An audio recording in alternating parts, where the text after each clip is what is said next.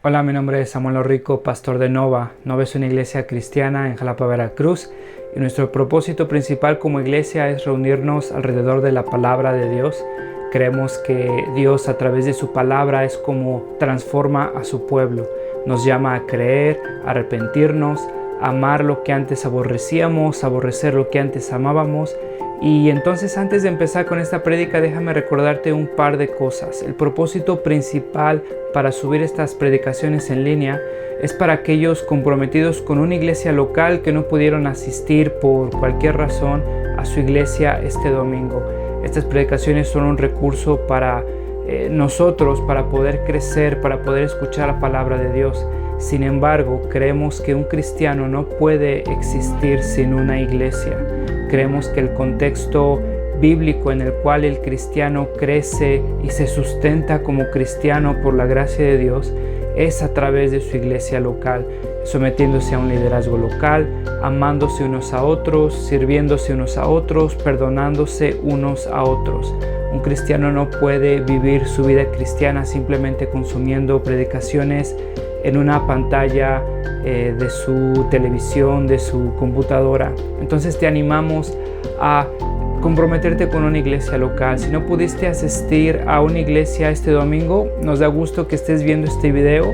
Disfrútalo, nuestra oración es que te sea de bendición. Sin embargo, si no te has comprometido con una iglesia local, mi oración es que puedas comprender que el amor de Dios se refleja en medio de su pueblo, mostrándose en la iglesia local.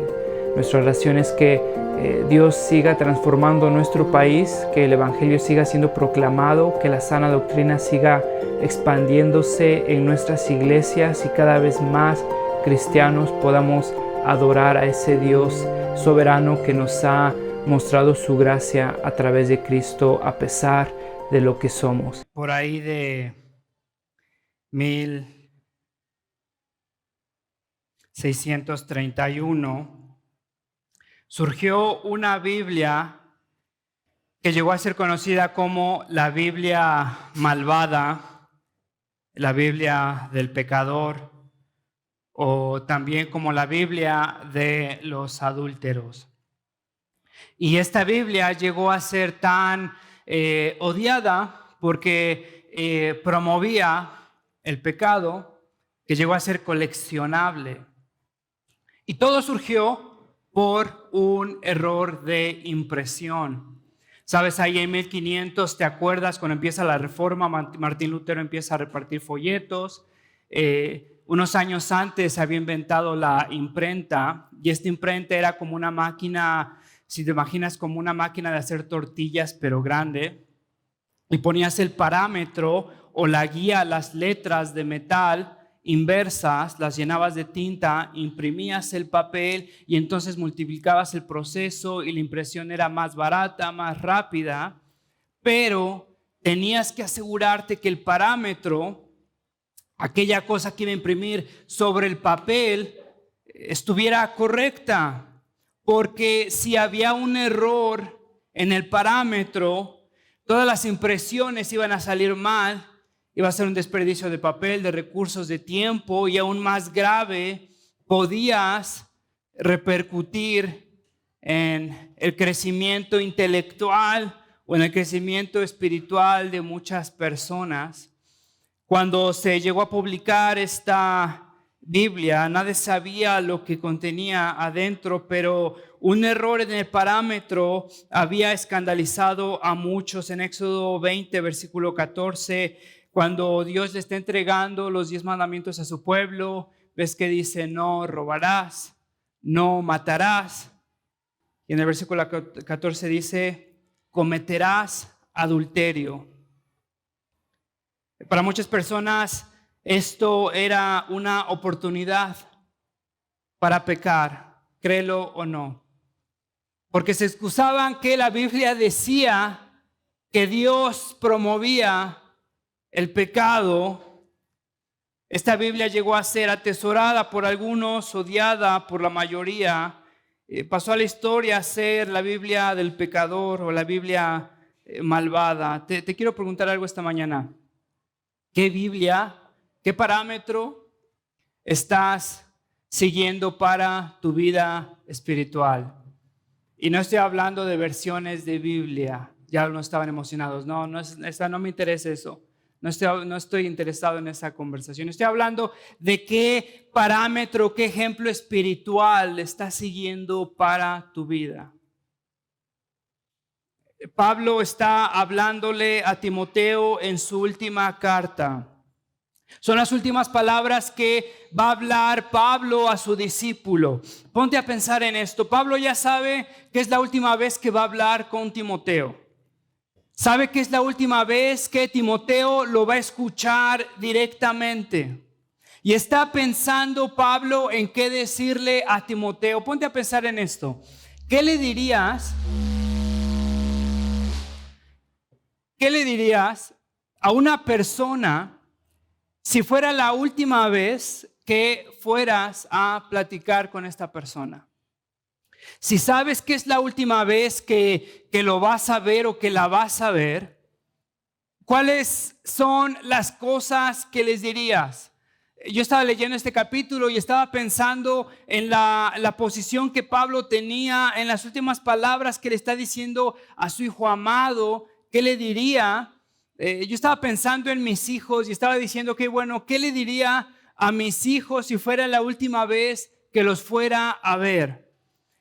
Inevitablemente, una de las cosas que le diría a mis hijos sería un montón de advertencias. Sabes, mis hijos están ahorita metidos en los videojuegos, les gustan los videojuegos y hay videojuegos que te metes a jugar en línea.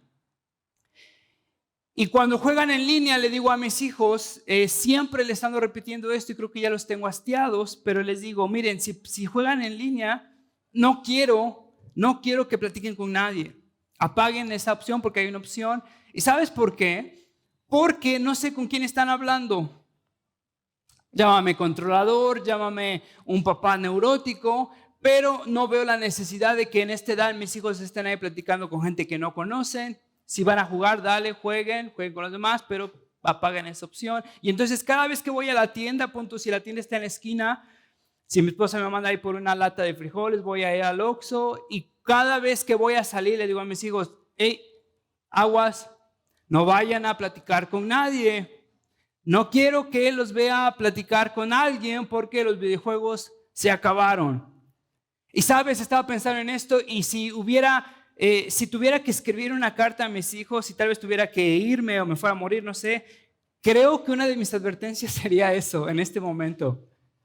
Aguas, no vayan a platicar con gente en línea. En este momento esa es una de las preocupaciones que tengo. Para Pablo, una de las preocupaciones que tenía era los tiempos difíciles que se avecinaban para el joven Timoteo. Ve conmigo al versículo 1, dice, ahora bien, ten en cuenta, considera, no lo ignores, que en los últimos días vendrán tiempos difíciles.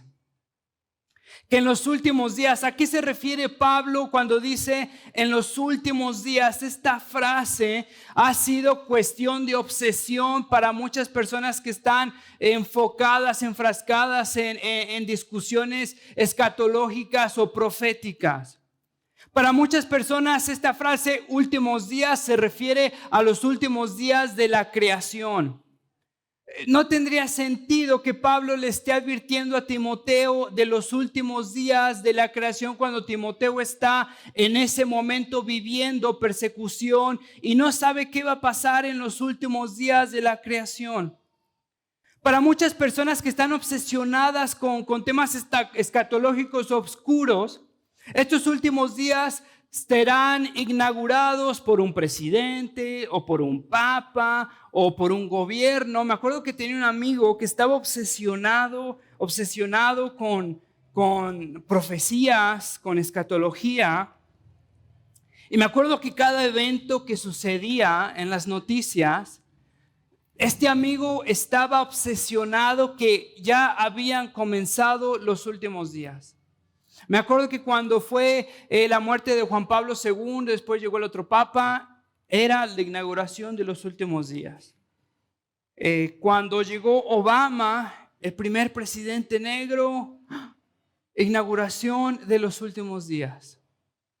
Trump, el anticristo.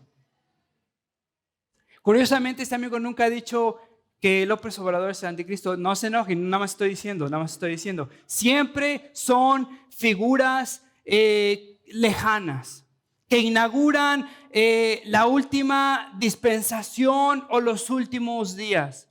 Pero ponte a pensar lo que Pablo le está diciendo a Timoteo. Timoteo, aguas, que en los últimos días vendrán tiempos difíciles. Ahora, estos últimos días se entienden a lo largo del Nuevo Testamento como el tiempo desde que llegó Jesús hasta el tiempo que se sentará en su trono, en la segunda venida, la primera a la segunda venida. Fíjate, en Hechos 2, el autor Lucas describe estos últimos días con la llegada del Espíritu Santo. Hebreos capítulo 1 describe los últimos días con la llegada del Hijo de Dios. 1 Corintios 1, Pedro 1, 1 Juan capítulo 2, describen los últimos días como el aquí y el ahora. Desde que llegó Cristo, desde que se nos entregó el Espíritu, estamos en los últimos días. Date cuenta lo que entienden los autores neotestamentarios con los últimos días. Pablo está describiendo que en los últimos días, en el aquí y en el ahora, vendrán tiempos difíciles. Ve a Marcos 13, segunda Tesalonicenses, Apocalipsis 13. Pablo dice que en los últimos días vendrán tiempos difíciles, literalmente brutales. Describe algo que es demasiadamente antagónico, que es demasiadamente brutal, que es algo violento en demasía. Pablo describe que vendrán tiempos difíciles y en estos tiempos difíciles, dice Pablo, hay personas que van a negar la fe. Ve conmigo, si tienes ahí tu Biblia, a Mateo 14, versículo 10. Jesús está hablando de los últimos días. Fíjate, en aquel tiempo muchos se apartarán de la fe, unos a otros se traicionarán y se odiarán. Versículo 11 dice, y surgirá un gran número de falsos profetas que engañarán a muchos, pero el que se mantenga firme, versículo 13, el que se mantenga firme hasta el final será salvo. ¿Te das cuenta ahí la advertencia de Jesús en los últimos días? Y surgirá un gran número de falsos profetas, esos últimos días que incluyan a los discípulos de Jesús y que nos incluyen a nosotros. En esos tiempos, en esos últimos días vendrán tiempos difíciles, muchas personas negarán la fe. Y surgirá un gran número de falsos profetas. Jesús se lo estaba diciendo a sus discípulos. El apóstol Pablo está pensando en lo que le dijo Jesús. Y ahora el apóstol Pablo le está advirtiendo al joven Timoteo de estos últimos días. Fíjate, segunda de Pedro, capítulo 3, versículo 3. En el pueblo judío hubo falsos profetas y también entre ustedes habrá falsos maestros que encubiertamente introducirán herejías destructivas al extremo de negar al mismo Señor que los rescató. Esto les traerá una pronta destrucción. Muchos los seguirán en sus prácticas vergonzosas y por causa de ellos se difamará el camino de la verdad. Versículo 3, llevados por la avaricia, estos maestros los explotarán a ustedes con palabras engañosas. Desde hace mucho tiempo su condenación está preparada y su destrucción los acecha. Segunda de Pedro está hablando de los últimos días. Mucha gente negará la fe. Habrá dificultad para los cristianos y nos está hablando a nosotros. Pablo le está advirtiendo a Timoteo la dificultad que vivirá. Pablo nos está advirtiendo a nosotros de lo que viviremos en los últimos días, de lo que estamos viviendo en los últimos días. Ahora, no necesitas que un presidente inaugure los últimos días. Estás viviendo en los últimos días. No necesitas que un papa inaugure los últimos días para darte cuenta de que hay muchas personas que pretenden ser cristianas y no lo son y están desviando a otras personas a ser falsos cristianos. Porque eso va a pasar en los últimos días. Pablo se lo está advirtiendo a Timoteo, Pedro nos está advirtiendo a nosotros. Estos tiempos difíciles son tiempos peligrosos y Pablo con 17 adjetivos, nos va a mostrar la radiografía, nos va a describir el peligro al cual nosotros nos vamos a exponer en estos últimos días. Pon atención, 17 adjetivos. El versículo 2 dice, la gente estará llena de egoísmo y avaricia. Serán jactanciosos, arrogantes, blasfemos, desobedientes a los padres, ingratos, impíos, insensibles, implacables, calumniadores, libertinos, despiadados, enemigos de lo bueno, traicioneros, impetuosos, vanidosos y más amigos del placer que de Dios. Aparentarán ser piadosos, pero por su conducta desmentirán el poder de la piedad. Pablo nos está dando una radiografía, una descripción del peligro al cual la iglesia va a ser confrontada en estos últimos días. Quiero que veas conmigo el primer adjetivo y es como si fuera la lista de esta descripción. Es como si fuera el título que describe a estas personas. El primer adjetivo es amadores de sí mismo. Literalmente cuando dice la gente estará llena de egoísmo, esa palabra para egoísmo literalmente es amadores de sí mismo. Gente que se aman a ellos mismos. Y es el primer adjetivo y es el título que Pablo nos está poniendo en la lista de personas que vendrán en estos últimos días. Ahora es interesante que Pablo dice amadores de sí mismo, porque sabes, nadie me tiene que enseñar a amarme a mí mismo. ¿Sabes por qué? Porque es muy fácil amarme a mí mismo. ¿No es interesante que mucha de la filosofía hoy en día está enfocada, está basada en el amor a ti mismo? Francamente no sé qué tan necesario es todo esto porque se me viene muy fácil amarme a mí mismo. Cuando nací, me empecé a amar tanto a mí mismo que estuve dispuesto a volver loca a mi mamá, a mi papá, a quien fuera, porque tenía hambre. No me importaba si mi mamá estaba cansada o no. ¿A alguien le importó? Creo que no. Nací amándome a mí mismo. Muchas personas que piensan que no se aman a ellos mismos, que siempre están pensando que no son lo suficiente, déjame sugerirte que estás obsesionado contigo mismo. Y estás tan obsesionado contigo mismo que te sigues comparando con los demás y no tienes esto, no eres tanto como este. Sigues obsesionado contigo mismo. Pablo dice que estas personas, estos falsos maestros vendrán y serán amadores de sí mismos. Y sabes, quisiera tener el tiempo para ir describiendo cada adjetivo. Voy a hacer algunos, pero no me puedo detener en todos.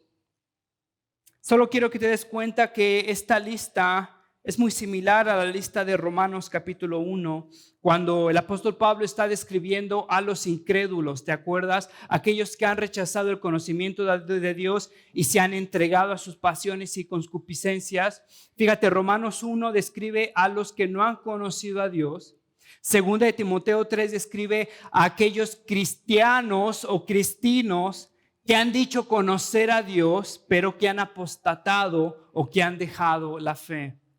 Y en estas dos listas aparecen diferentes descripciones, pero aparecen los mismos adjetivos.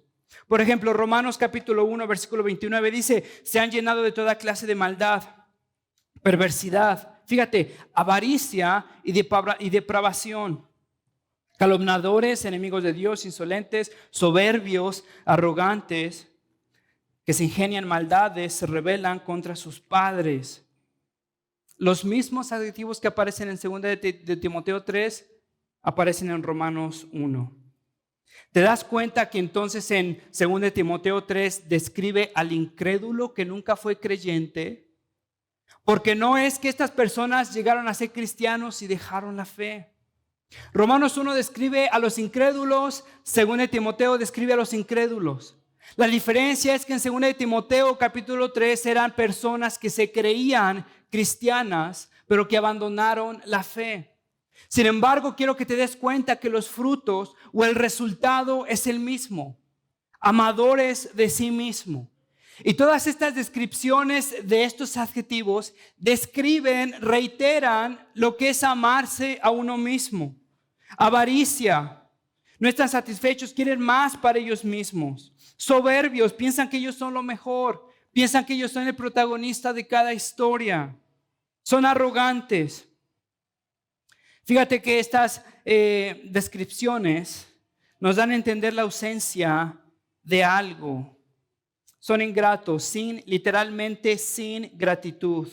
Son insensibles, sin conmiseración para los demás. Son ingratos sin gratitud porque piensan merecerse todo. Son insensibles, sin conmiseración. Son implacables, sin control propio. Desobedientes a los padres, literalmente sin honra hacia los padres. Interesante que sin honra hacia los padres o desobedientes a los padres aparece también en Tito capítulo 1, Tito capítulo 3, describiendo a los falsos maestros. No está describiendo a niños desobedientes, sino está describiendo a falsos maestros, adultos, falsos maestros. Interesante que los describe como desobedientes hacia los padres. Ahora mira, papá, antes de darle el codazo a tu hijo, date cuenta que le está hablando a los adultos que no tienen honra hacia sus padres. Y es interesante porque estos adultos que no tienen honra hacia sus padres, no es que un día se levantaron deshonrando a sus papás. Es que nunca aprendieron la obediencia bajo el cuidado de sus padres. Fíjate, uno de los mandamientos que Dios le da a su pueblo es: honrarás a tu padre y a tu madre. Fíjate en Deuteronomio capítulo 21, versículo 8, Pablo nos muestra la disciplina para los hijos desobedientes en el Antiguo Testamento o en el Antiguo Pacto. Y pon atención en lo que voy a leer. Y dime si estás cómodo o no, piensa estoy cómodo o no, me contraría, ¿por qué? Fíjate, dice, si un hombre tiene un hijo obstinado y rebelde, que no escucha a su padre ni a su madre ni los obedece cuando lo disciplinan, fíjate, lo disciplinan pero no obedece, es obstinado. Versículo 19, su padre y su madre lo llevarán a la puerta de la ciudad y lo presentarán ante los ancianos. Y dirán los padres a los ancianos, este hijo nuestro es obstinado y rebelde, es libertino y borracho, no nos obedece. Entonces todos los hombres de la ciudad lo apedrearán hasta matarlo. Así extirparás el mal que hay en medio de ti, y todos en Israel lo sabrán y tendrán temor. Aparece lo mismo en Éxodo 20, en Deuteronomio 5. Ponte a pensar en esto. En el antiguo pacto, esta era la disciplina a un hijo desobediente. ¿Te parece exagerado? ¿Te parece demasiado? ¿Será porque tenemos muy en poco al pueblo de Dios? ¿Será porque el hijo desobediente será el falso maestro? Porque el hijo desobediente nunca aprendió obediencia, nunca aprendió el temor de Dios. Y en la misericordia de Dios trata de proteger a su pueblo de aquellos que han endurecido su corazón. Gracias a Dios que no hacemos eso en el nuevo pacto. Sin embargo, me habla a mí de la severidad y de la seriedad con la que Dios mira un corazón endurecido hacia su gracia. Es una de las descripciones de estos falsos maestros. Sin honra hacia sus padres porque nunca lo aprendieron, nunca lo quisieron, siempre se endurecieron. El niño desobediente se convertirá en el falso maestro. Versículo 5, aparentarán ser piadosos, pero con su conducta desmentirán el poder de la piedad. Fíjate, ya aquí radica el peligro de estas personas. Aparentarán ser piadosos, pero su conducta desmentirá el poder de la piedad. Aparentarán religiosidad, aparentarán temor de Dios, pero muy en el fondo de su corazón inevitablemente su conducta desmentirá esa falsa piedad. Contrástalo con lo que Pablo dice en el versículo 10. Tú, en cambio, Timoteo, has seguido a paso mis enseñanzas, mi manera de vivir, mi propósito, mi fe, mi paciencia, mi amor, mi constancia. En otras palabras, Timoteo, pon atención, ¿qué parámetro estás siguiendo? Estas personas aparentan piedad, pero su conducta desmentirá esa piedad. Interesante que Pablo los describe como impíos. Viven de forma impía, sin consideración a Dios, pero aparentan esa piedad. Y sabes, la iglesia es muy pronta a distraerse y a comprar falsa piedad de los falsos maestros. Porque necesitamos algo tangible, algo que podamos observar, necesitamos reglas que seguir, necesitamos goles o objetivos para cumplir y ver nuestro progreso espiritual. Necesitamos que alguien nos ponga un régimen y nosotros avanzar en ese régimen y entonces sentir que estamos avanzando y decirle a Dios, Dios, aquí está mi progreso. Somos tan fáciles para ser confundidos con esta falsa piedad. Y en Éfeso no estaba pasando algo diferente que estaba pasando en 1 Corintios. Eran los mismos falsos maestros que aparentaban piedad. ¿Te acuerdas cuando predicamos 1 Corintios? Y había personas que estaban obsesionadas con la falsa piedad, o ellos decían los super espirituales, y estaban obsesionados con experiencias intensas del Espíritu Santo. Estaban obsesionados con lo que ellos decían una catarsis espiritual, y estaban obsesionados con estos sentimientos de alabanza fuertes. Y Pablo los desmiente en el capítulo 13, les dice: de nada me sirve si hablo en lenguas angelicales y no amo a mi hermano. Pablo está atacando una vez más en el segundo round a estos falsos maestros en esta iglesia. Esas personas que aparentan piedad, esas personas que proyectan según ellos una relación con Dios, pero en sus casas desmienten cada palabra que dicen cada domingo. Y cristianos, sabes, la iglesia es responsable por seguir estos falsos maestros porque somos tan fáciles de complacer. Un día un predicador dijo: el falso maestro es el castigo para el falso cristiano. ¿Y cuánta razón tiene? Porque, sabes, compramos una religiosidad exterior, un cristianismo plástico, una religiosidad banal, donde nos promete a nosotros pasos para mejorar nuestra vida, sin considerar arrepentimiento, sin considerar transformación. Aparentan ser piadosos, pero con su conducta desmentirán el poder de esa piedad. Sabes, hace un par de días estaba escuchando en mi celular de esos reels que te aparecen en tu celular en Instagram. Luego te aparecen así contenido cristiano bastante interesante. Me apareció un video y era real, no estaba pretendiendo esta señora. Estaba hablando de las tazas de baño como un peligro porque son portales espirituales. Y estaba hablando sobre lo que es un cristiano carnal, lo que es un cristiano espiritual, y estaba ella con palabrería religiosa, vestida como una cristiana piadosa, utilizando palabras religiosas, hablando de cualquier tontería que no se asemejaba ni una coma a lo que es una enseñanza cristiana o el evangelio. Sin embargo, habrías visto cuántas compartidas, cuántos comentarios. Amén, gloria a Dios. Sabes, la gente ve vocabulario cristiano, apariencia cristiana, y asume que somos piadosos, somos religiosos. Asumimos que la intensidad de las experiencias equiparan la presencia del Espíritu Santo. Asumimos vestimenta equipara santidad. Cada cultura tiene sus estándares. Pensamos que si cumplimos esos estándares somos más espirituales que los demás. Cada uno tiene sus estándares arbitrarios impuestos por el hombre. Sin embargo, consideramos que eso es santidad cuando no tiene nada que ver con un corazón que ama a Dios, que obedece a Dios, que vive en arrepentimiento. Estas personas demuestran una falsa piedad, un desinterés hacia Dios. En otras palabras, estas personas aman otra cosa y no a Dios.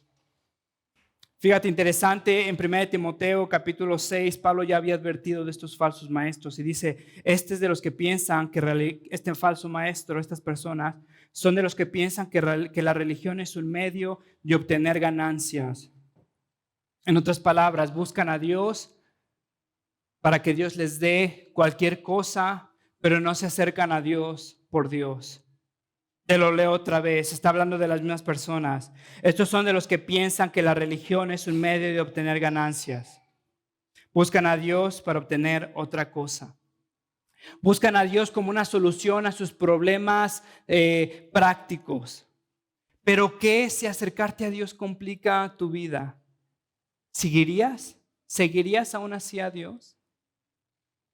¿Qué si acercarte a Dios complicaría tu relación en el trabajo? ¿Te acercarías aún así a Dios? ¿Qué parámetro estás siguiendo? ¿A quién estás escuchando? ¿Qué maestro estás escuchando? ¿Qué evangelio has aprendido? Estas personas piensan que la religión es un medio de obtener ganancias. Buscan enriquecerse con Dios. Buscan bendiciones más que al que da las bendiciones. ¿Sabes? Para muchos el evangelio es: ven a Cristo y Dios te dará una pareja. Ven a Cristo y tu esposa te obedecerá. Ven a Cristo y tu esposo dejará de ser borracho. Y no está del todo mal, sin embargo, ¿qué si venir a Cristo complica tu vida? ¿Sabes? Estaba pensando, todavía seguía pensando en el documental que vi la otra vez pasada, estaba platicando contigo, y una de las enseñanzas que este tipo de iglesias tiene es obsesión con estas sensaciones fuertes del Espíritu Santo. Es una teología de la prosperidad. Acércate a Dios y dejarás de ser feo, gordo y pobre.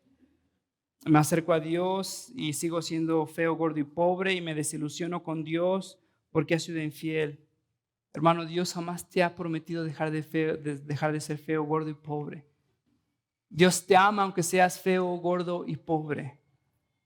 Dios te perdona aunque seas feo, gordo y pobre. Dios promete ser suficiente aunque seas feo, gordo y pobre.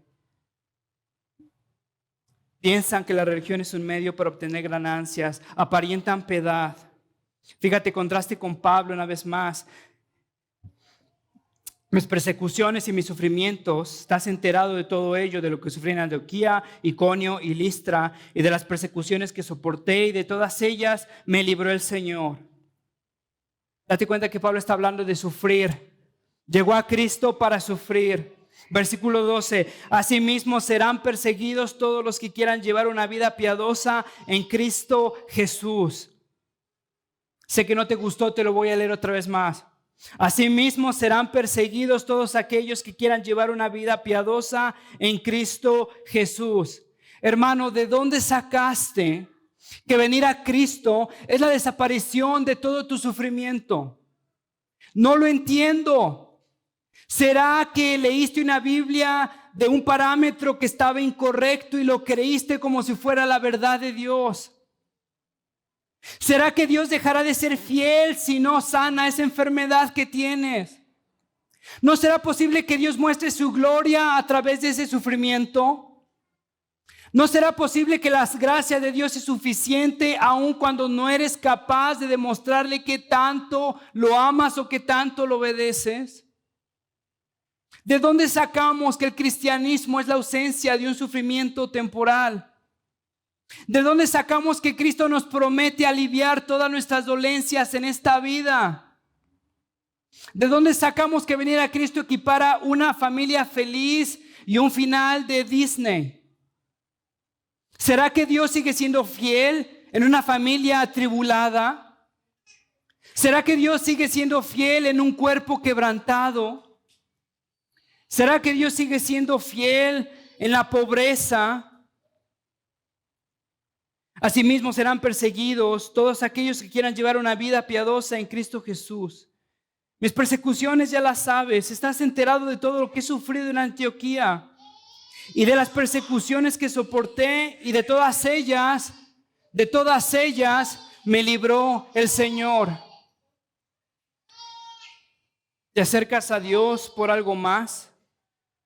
Sabes, algo interesante es que nunca he escuchado en este falso cristianismo, nunca he escuchado uno de estos profetas que profeticen quebrantamiento o arrepentimiento. Siempre profetizan riqueza, afluencia, éxito. Lo hacen lo demasiadamente general para mantenerte clavado, lo suficientemente específico para no desanimarte. Te mandan profecías como Dios te entregará lo que estabas esperando este año, solo quiere que le muestres tu devoción. Y entonces te pones a pensar, hijo, lo que estaba esperando este año, un novio, trabajo, un coche, Dios me lo va a entregar. Bueno, voy a entregarle mi devoción, y te entregas con todo al servicio a la iglesia. Y empiezas a predicar el evangelio a todos, les dices a todos, ven a Cristo porque Él te va a dar un coche, un novio, una casa, un mejor trabajo. Y vienen más personas a la iglesia a escuchar ese evangelio. Llega el año, Dios no te da nada, terminas amargado, desinteresado del cristianismo porque Dios no se mostró fiel. No he escuchado a uno de estos profetas que llegue y profetiza a la iglesia, sabes, te amas demasiado, no buscas a Dios por Dios, sino más bien estás buscando bendiciones que son superfluas, banales, bastante mediocres. Lo que Dios quiere es que te arrepientes de tu pecado, que vivas en santidad y que vivas a la luz de su eternidad. ¿Por qué siempre estos profetas profetizan cosas de éxito? ¿Por qué no han leído a Pablo, que dice que todos los que vivan una vida piadosa sufrirán como Cristo sufrió? Fíjate, versículo 6. Así son todos los que van de casa cautivando mujeres débiles, cargadas de pecados, que se dejan llevar toda clase de pasiones. Este versículo ha sido discutido, ha sido controversial, porque algunas personas piensan que este versículo es machista, porque describe a mujeres como débiles y como cargadas de pasiones. Ahora, este es el problema de no leer la Biblia con cuidado. ¿Viste cómo describió Pablo a los hombres un versículo anterior? Prácticamente una cochinada. Depravados, egoístas, orgullosos, blasfemos, impíos. ¿Es cierto? Ahora, ¿será que Pablo entonces es feminista porque está diciendo que todos los hombres son así? No está diciendo que todos los hombres son así, ¿cierto? Está diciendo aquellos que han negado la fe, aquellos que se han entregado al pecado. ¿Estás conmigo? Ahora, cuando está hablando en este versículo, no está diciendo que todas las mujeres son débiles o están cargadas de pecado, ¿cierto? Está hablando del contexto de aquellas mujeres que han dejado la fe porque han seguido a estos falsos maestros que han negado la fe. Ahora date cuenta que Pablo no es feminista o no es machista. Pablo está describiendo lo que hace el pecado en el hombre, lo que hace el pecado en la mujer. Pablo está diciendo que el hombre sin Cristo es una porquería. Pablo está diciendo que la mujer sin Cristo es una porquería. Ahora fíjate cómo lo describe, cautivando a mujeres débiles. Esta palabra para débiles, interesante, la Biblia de las Américas dice mujercitas. Está describiendo una debilidad mental o una inmadurez, alguien que es crédulo. No está describiendo a alguien con capacidades intelectuales diferentes. Está describiendo a alguien que es flojo para pensar, alguien que es convencido de forma rápida, alguien que es crédulo. Como una niña pequeña, como un niño pequeño son bastante crédulos. Estas personas, por una pereza espiritual, por una pereza intelectual, son débiles, son cargadas de pecado y se dejan llevar por toda clase de pasiones. Cuando pasó todo lo de COVID, no sé si te acuerdas, había un montón de falsas noticias por todos lados, hasta un punto donde llegó una foto de un Godzilla escupiendo gérmenes de COVID. Y abajo decía con letras rojas, falso. Y esto era una mofa a todas las falsas noticias que circulaban. Ahora, honestamente, sin importar si eres hombre o mujer, hay cierta credulidad, cierta personalidad que se da para este tipo de cosas. Y cada uno tiene en su lista de amigos de Facebook este clásico cuate que es el que cree todo, que comparte todo, que dices, hombre, nada más ponte a pensar 10 segundos, trata de utilizar tu sentido común y te darás cuenta que esa foto es de Afganistán, no es Jalapa. Te darás cuenta que esta noticia fue en los 90s. Vaya, hombre, lee un libro, lee periódico, o sea, no seas tan crédulo. Es la misma cuestión que Pablo está describiendo aquí.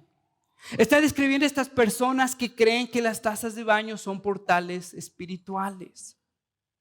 Está describiendo este tipo de personas que piensan que los cristales tienen energía. Está describiendo este tipo de personas que son bastante crédulos o con una pereza intelectual para discernir si es verdad o no. Y está diciendo que estas mujeres débiles están cargadas de pecado. Interesante cómo lo describe, cargadas de pecado. Pablo está describiendo pecados pasados. Pablo está diciendo que son débiles, no solamente mentalmente débiles, sino en una posición de vulnerabilidad, que están en una necesidad tal vez o económica o emocional de necesidad o de debilidad que los pone propensos a ser mal guiados. Están puestos en una necesidad, en una posición de necesidad porque están cargados de pecados. Ahora, hermanos, hay malas decisiones, hay pecados que repercuten por el resto de nuestras vidas. Que quieras o no, Dios sigue siendo fiel ahí. Sin embargo, te has puesto en una posición de necesidad, de vulnerabilidad por el resto de tu vida. Y esa es la realidad del pecado que muchas veces negamos y no queremos discernir.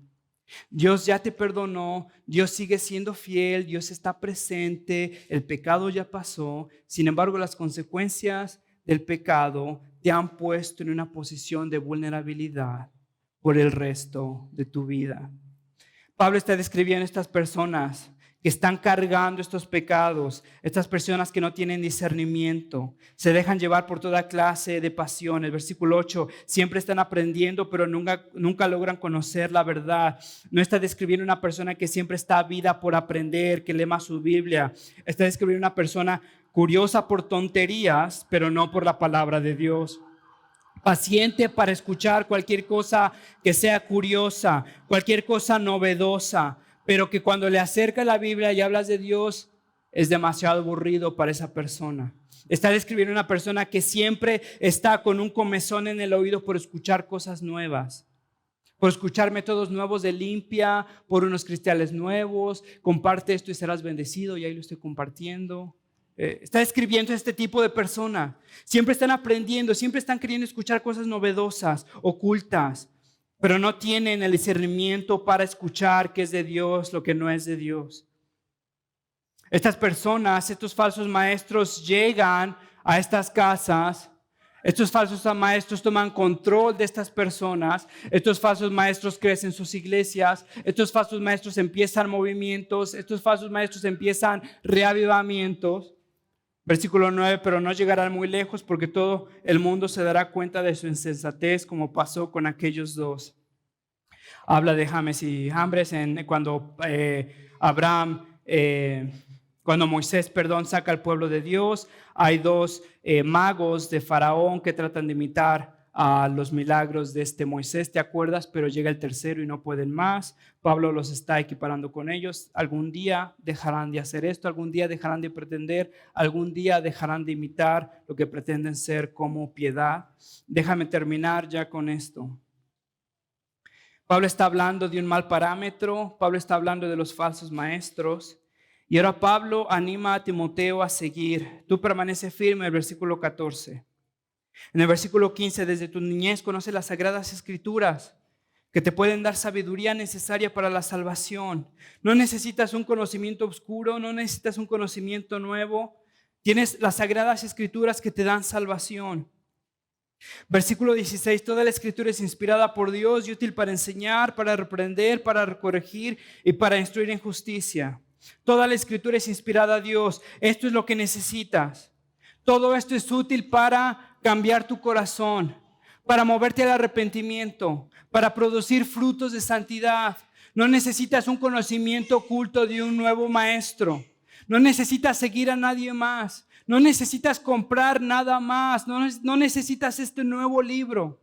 Dice Pablo, todas las escrituras son inspiradas por Dios, son dadas por Dios y son útiles para redarguir, para instruir en justicia, para producir verdadero arrepentimiento, para producir verdadera obediencia. Son los únicos que pueden cambiar y transformar tu corazón permanentemente. Porque no te dan tips para cambiar tu conducta, sino que te hablan de aquel que es capaz de transformar el corazón que lo había rechazado.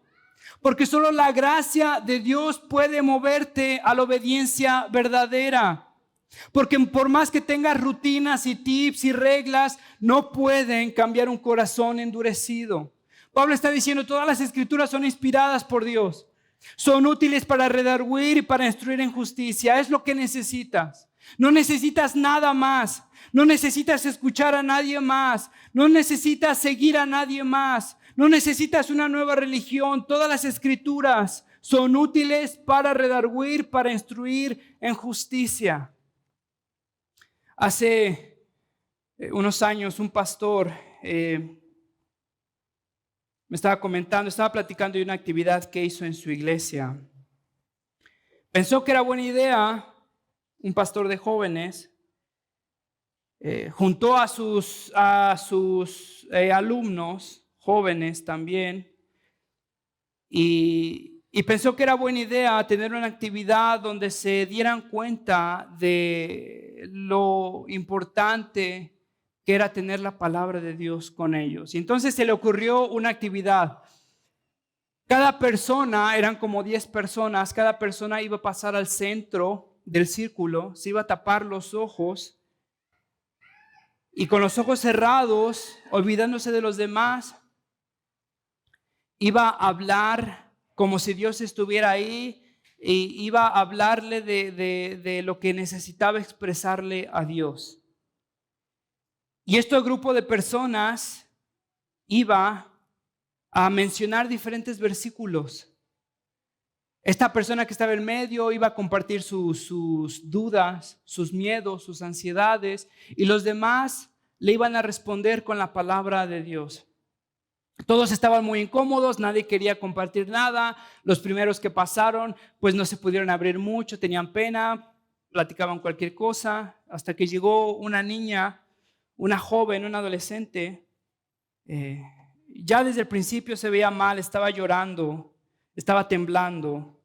El pastor de jóvenes la animó a sentarse en medio del círculo y a platicar con sus amigos de lo que estaba llevándola a la ansiedad, porque estaba preocupada, qué miedos tenía.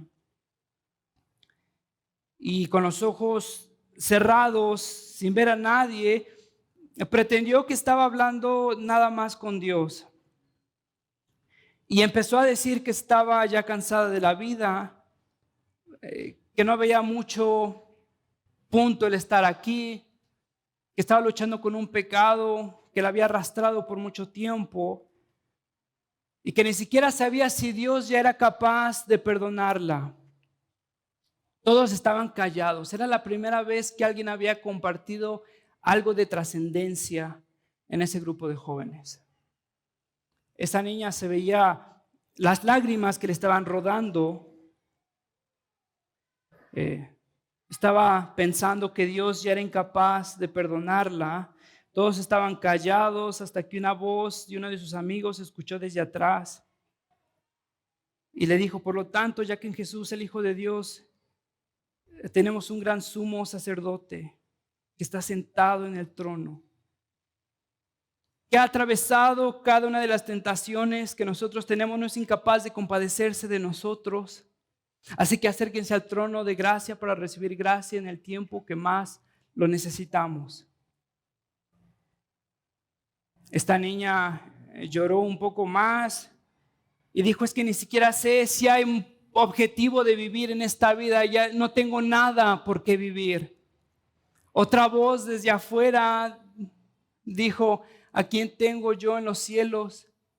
sino a ti, y fuera de ti ya nada deseo en la tierra. La niña una vez más se contuvo de llorar y dijo, pero es que a veces no sé si puedo ver la bondad de Dios en mi vida. Todo lo que tengo es sufrimiento. Otra voz, bendice alma mía a Dios, bendice alma mía su santo nombre, bendice alma mía a Dios, no olvides ninguno de sus beneficios. Él es quien rescata del hoyo tu vida, quien te colma de favores y de bendiciones, quien sana todas tus dolencias. Bendice, alma mía, al Señor. Esta niña empezó a llorar descontroladamente y le dijo al pastor de jóvenes, pero no sé por qué Dios no me habla así. Y el pastor de jóvenes le dijo, te acaba de hablar así. No son ideas, no son tips, no son consejos. Es la palabra de Dios. Porque la palabra de Dios es inspirada por Dios, es útil para redarguir, para instruir en justicia. Porque es la palabra de Dios la única que puede transformar tu corazón. Porque como cristiano ama a Dios, ama a Dios, ama a Dios, arrepiéntete y sigue amando a Dios. Porque es la palabra de Dios y su evangelio, que Cristo murió por ti a pesar de ti. Que no contribuyes absolutamente nada a tu salvación. Padre, te ruego, mi Dios, que en esta iglesia hagas un milagro, mi Dios, que nos madures. Padre, que nos destetes de este cristianismo plástico, vacío, superficial, de un emocionalismo pasajero, mi Dios. Te ruego que nos arraigues a la palabra de Dios. Señor, que cada una de tus promesas nos nutra en tiempos de debilidad, de duda, de pesar, de culpa. Señor, que confiemos que tu palabra es suficiente. No necesitamos a otro falso profeta viniendo a anunciar, a enseñarnos a amarnos más a nosotros mismos. Mi Dios, te ruego que tú hagas un milagro en esta iglesia, protégenos, guíanos, nútrenos de tu palabra. Mi Dios, te ruego esto en Cristo Jesús. Amén.